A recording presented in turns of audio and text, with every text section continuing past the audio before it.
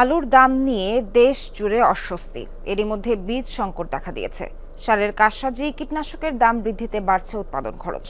মানসম্মত বীজের অভাবে আশাহত হয়ে অনেকেই আলু চাষে মুখ ফিরিয়ে নিচ্ছেন।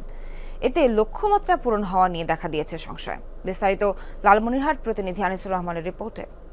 নুডলস খান নাই তো নুডলসই খান নাই।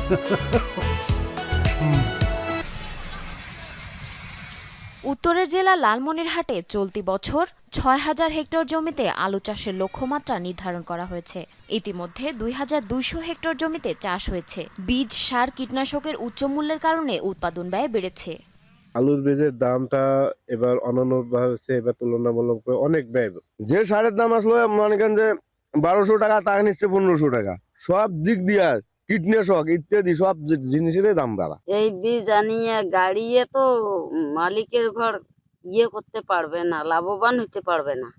আবহাওয়া অনুকূলে থাকায় স্বল্পমেয়াদী আগাম আমন ধান ঘরে তুলে সেই জমিতে আলু চাষের জন্য হাল চাষ, সার প্রয়োগ, বীজ সংগ্রহ ও বপনে ব্যস্ত সময় পার করছেন কৃষক। ১২০০ টাকা, ১১০০ টাকা সার বেচমান আছে, ১৮০০, ২২০০। আমরা তো সার পাই না, আবাদ করব কিভাবে? ৩,০০০ টাকা বস্তা স্কোয়ারি বীজ। আমার সেই বীজ কিনতে হচ্ছে ৬,০০০ থেকে ৭,০০০। ভালো মানের বীজ ১২০ টাকা, ১১০ টাকা কেজি। সরকারি বীজ পাওয়াই যাচ্ছে না, ডিলারদের কাছে গেলে বলতেছে বীজ নাই। উৎপাদন খরচ বেড়ে যাওয়ায় এবার জেলায় আলু উৎপাদনের লক্ষ্য অর্জন নিয়ে শঙ্কা দেখা দিচ্ছে। কৃষি অফিস বলছে, বীজের বাজারে নজরদারি বাড়ানো হয়েছে।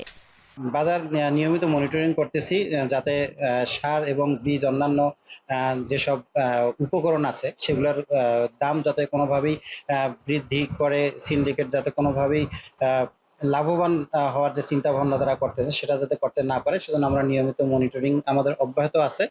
লালমনিরহাটে বীজের চাহিদা ১২,৮৪৪ টন। সরকার প্রতি কেজি বীজ ৬৮ টাকা নির্ধারণ করলেও বিক্রি হচ্ছে ৮৫ থেকে ৯০ টাকা দরে। জারিন অর্নি, যমুনা নিউজ।